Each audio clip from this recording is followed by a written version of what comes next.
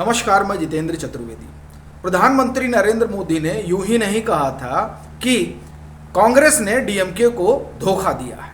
ये बात 10 मई 2026 की है, यानी पांचों राज्यों के नतीजे आने के ठीक सप्ताह भर बाद वो कर्नाटक और तेलंगाना की यात्रा पर होते हैं। उस दरमियान एक सभा में वो ऐसा बोलते हैं। उसके ठीक कुछ रोज बाद डीएमके के मुखिया के स्टालिन कहते हैं कि जो टीवीके की सरकार है, यानी थलपति विजय के अगुवाई वाली जो तमिलनाडु सरकार है, वो ज़्यादा रोज चल नहीं पाएगी। और उन्होंने यह भी कहा कि हो सकता है साल 6 महीने में चुनाव हो जाए। जब ये बात उन्होंने कही थी तो ऐसा लग रहा था कि मानो एक जो खीज है उस खीज को लेकर वो इस तरह की बात कर रहे हैं, चूंकि जो उनकी सहयोगी रही कांग्रेस, उसने पाला बदल लिया था।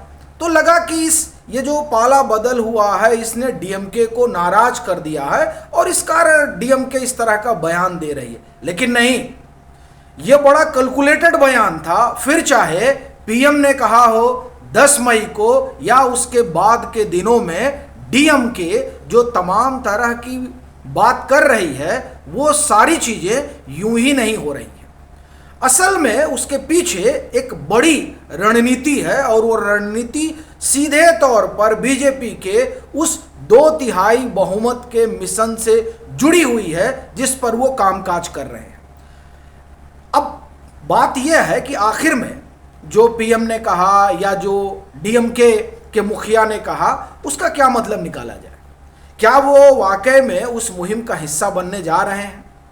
इसके लिए द वीक की उस रिपोर्ट को देखना होगा जो 1 जून 2026 को हुई।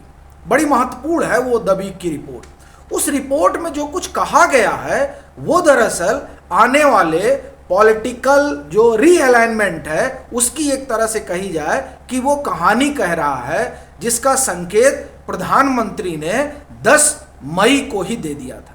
तो वो रिपोर्ट क्या है, उसमें कौन सा रहस्य उद्घाटन किया गया है, वो जानना बड़ा जरूरी है। और जब आप उसको जानेंगे तब ये समझेंगे कि दरअसल चंद्रबाबू नायडू को कौन सा मिशन दिया गया था और क्यों चंद्रबाबू नायडू ने अभी कुछ रोज पहले इकोनॉमिक्स टाइम्स को जो अपना इंटरव्यू दिया उसमें उन्होंने जो कहा है वो क्यों कहा है। एक और दूसरा, प्रवीण चक्रवर्ती ने अभी द न्यू इंडियन एक्सप्रेस को एक इंटरव्यू दिया है। उस इंटरव्यू में उन्होंने जो कुछ कहा है, उन्होंने, यानी प्रवीण चक्रवर्ती आप जानते हैं कि राहुल गांधी के बड़े करीबी हैं, तो वो कुछ कुछ बोल रहे हैं किससे, डिलिमिटेशन से जुड़े हुए मसले पर और वन नेशन वन इलेक्शन से जुड़े हुए मसले पर और डीएमके को लेकर। तो वो ऐसी बातें क्यों कर रहे हैं उसको समझेंगे। लेकिन सबसे बड़ी बात यह है कि वो मीटिंग क्या थी जो द वीक ने, आप एक तरह से कहें कि जिसका उसने खुलासा किया है। बताया जा रहा है कि कुर्ग, जिसे आप ये कहें कि कोडागू कहा जाता है, कर्नाटक का एक हिल स्टेशन है, वहां पर एमके स्टालिन सपरिवार गए हुए थे। और यूं तो वो गए हुए थे कि टहलने घूमने। आप जानते हैं कि कोडागू को जो है हिंदुस्तान का स्कॉटलैंड कहा जाता है, हिल स्टेशन है, बड़ा खूबसूरत जगह है। वहाँ वो गर्मी की छुट्टियां बिताने गए हुए थे। हालांकि अब ये तो कहना थोड़ा हास्यास्पद लगता है, लेकिन फिर भी यही कहेंगे उत्तर भारत के लोग की गर्मी की छुट्टी में थे। वहाँ बीजेपी के एक बड़े नेता से उनकी मुलाकात होती है।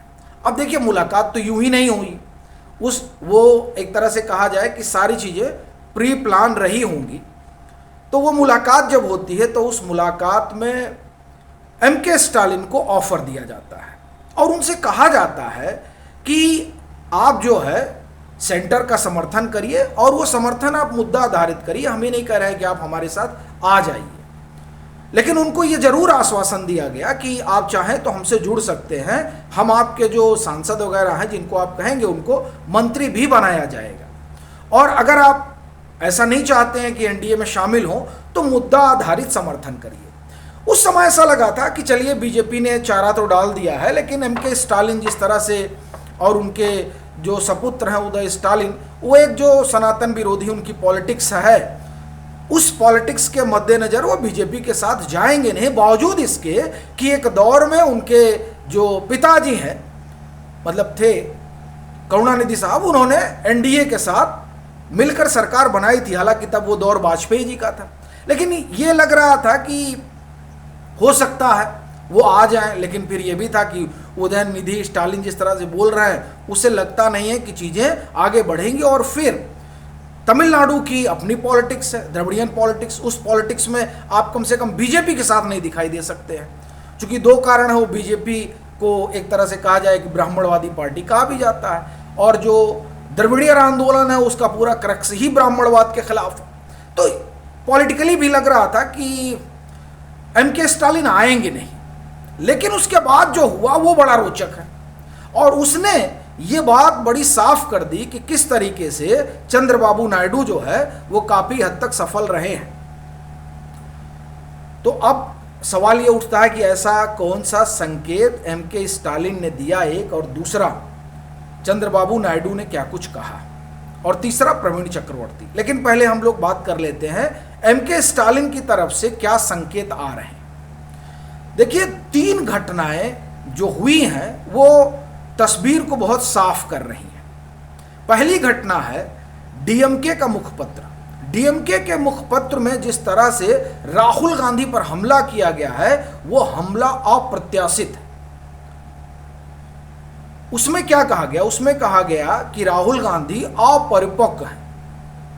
ठीक है साहब, इमेच्योर कहा गया राहुल गांधी को। कौन कह रहा है? डीएमके कह रहा है। दूसरी चीज उसमें क्या कही गई कि कांग्रेस जो है वो क्षेत्रीय दलों के पीठ पर सवार हो जाती है जब लोकसभा का समय होता है, और जब विधानसभा का समय होता है तो वो हमको हराने में जुट जाती है। यहां ख्याल रखिएगा, वो क्या कह रहे हैं कि वो सवार हो जाते हैं। यानी जो बात पीएम कहते रहे हैं कि कांग्रेस परजीवी पार्टी है, कमोबेश उसी बात को डीएमके आगे बढ़ा रही है। यह संकेत है कि डीएमके एक तरह से कहें जो बीजेपी को दे रही है कि हाँ, आपने ऑफर दिया था, हम उस पर विचार कर रहे हैं। उसके बाद तुरंत क्या होता है? उसके तुरंत बाद एक और घटना घटती है, और वो घटना होती है राहुल गांधी का जन्मदिन। राहुल गांधी के जन्मदिन पर एमके स्टालिन जो बधाई देते रहे हैं, उस बधाई में वो बिग ब्रदर लिखते रहे। इस बार उन्होंने साधारण सी बधाई दे दी, बिग ब्रदर जो है वो गायब हो गया। इस बार बिग ब्रदर किसने लिखा? थलपति विजय ने लिखा, एमके स्टालिन ने नहीं लिखा। तो इससे समझ में आ गया कि जो खाई है वो बढ़ रही है। उसी में क्या हुआ कि राहुल गांधी की तरफ से कहा गया कि हम लोगों को मिलजुल कर आगे बढ़ना चाहिए। उसी एक्स पर सब चल रहा है। तो इधर से जवाब दिया गया, अब तो हम लोगों की राहें अलग हो गई हैं।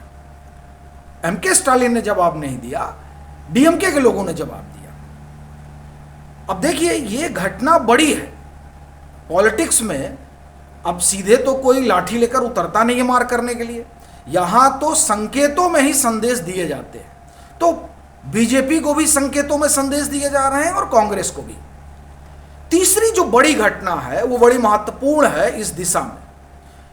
जो मुस्लिम लीग है जिसके साथ गठबंधन था, किसका? डीएमके का, उसने भी डीएमके से अपना गठबंधन तोड़ लिया है। यह बड़ी घटना हुई। अब क्यों तोड़ लिया? वो तो बढ़िया जो है डीएमके के साथ थे ही, अभी अभी तोड़ा है, 2 रोज 3 रोज पहले। यानी जो बीजेपी के साथ जुड़ने में, जो उस गठबंधन में जाने में अड़चने थीं, वो लगातार आप एक तरह से कहें कि दूर की जा रही हैं डीएमके की तरफ से। अच्छा, बीजेपी की तरफ से भी दूर की जा रही है, वो भी आप समझिए। ये जो चंद्रबाबू नायडू ने इकोनॉमिक टाइम्स को इंटरव्यू दिया है, ये इंटरव्यू इस दिशा में बड़ा महत्वपूर्ण है। उन्होंने कहा कि हम परसिमन का बिल लेकर आ रहे हैं दोबारा, हम यानी एनडीए, जिसमें 50% वाला मसला रखा जाएगा। यानी अक्रॉस द स्टेट 50% सीटें बढ़ेंगी। मसलन फिर एक बार उदाहरण दे दूं कि 80 है उत्तर प्रदेश में, तो 50% बढ़ेगी तो हो जाएगा 120। उसी तरह से तमिलनाडु में 39 सीटें हैं, 50% अगर वहां बढ़ोतरी होती है तो 49 सीटें हो जाएंगी। यानी इस तरह से फार्मूला तय किया गया है, और कहा जा रहा है कि इस फार्मूले पर डीएमके को पहले भी ऐतराज नहीं था। यानी जब डीएमके कांग्रेस की अगुवाई वाले विपक्षी गठबंधन का हिस्सा थी, तब भी उसको इस पर ऐतराज नहीं था। उसकी जो बातचीत हुई थी बीजेपी आला कमान से, यानी आप कहें कि पीएम से, उस बातचीत में वो सहमत है कि हाँ ठीक है, कोई दिक्कत नहीं, आप सिर्फ जनसंख्या के आधार पर डिलिमिटेशन मत करिए। लेकिन वो मान गए थे, पर राहुल गांधी चाहते थे कि नहीं विरोध हो, तो इसलिए डीएमके ने भी विरोध किया, गठबंधन का धर्म निभाते हुए। अभी वो गठबंधन में है नहीं, और यह भी स्पष्ट है कि 50% ही सीटें बढ़ेंगी। ये चंद्रबाबू नायडू ने साफ कर दी अपने इंटरव्यू के जरिए। तो अभी आप देखिए कि ग्रीन सिग्नल पूरी तरीके से है डीएमके को लेकर, और डीएमके की तरफ से भी ग्रीन सिग्नल पूरी तरह से है। अब ये जो पूरा ग्रीन ग्रीन हो गया, तो इससे इतना तो साफ हो गया कि बीजेपी को जो 2/3 वाला मसला है, उस मसले पर वो पहुंच चुकी है, और जो भी वो चाहती है, वन नेशन वन इलेक्शन हो, डिलिमिटेशन हो, ये तमाम तरह की चीजें अब बीजेपी पास कराने की स्थिति में आ गई है। ये बात पता चलते ही कांग्रेस ने मैदान, आप एक तरह से कहें कि मोर्चा संभाल लिया, उतर गई मैदान में। क्योंकि देखिए तमिलनाडु की पॉलिटिक्स है, दक्षिण में सबसे ज्यादा सीटें अगर लोकसभा की कहीं से आती हैं तो वह तमिलनाडु है, और कांग्रेस का पूरा ध्यान दक्षिण पे है। उसको लगता है कि दक्षिण के जरिए वो जो बीजेपी का विजय अभियान है उसको रोक सकते हैं। तो साहब प्रवीण चक्रवर्ती कूद पड़े, और उन्होंने कहा कि डिलिमिटेशन का अगर समर्थन करती है डीएमके, और वन नेशन वन इलेक्शन का समर्थन करती है डीएमके, तो तमिलनाडु की जनता इसको पसंद नहीं करेगी।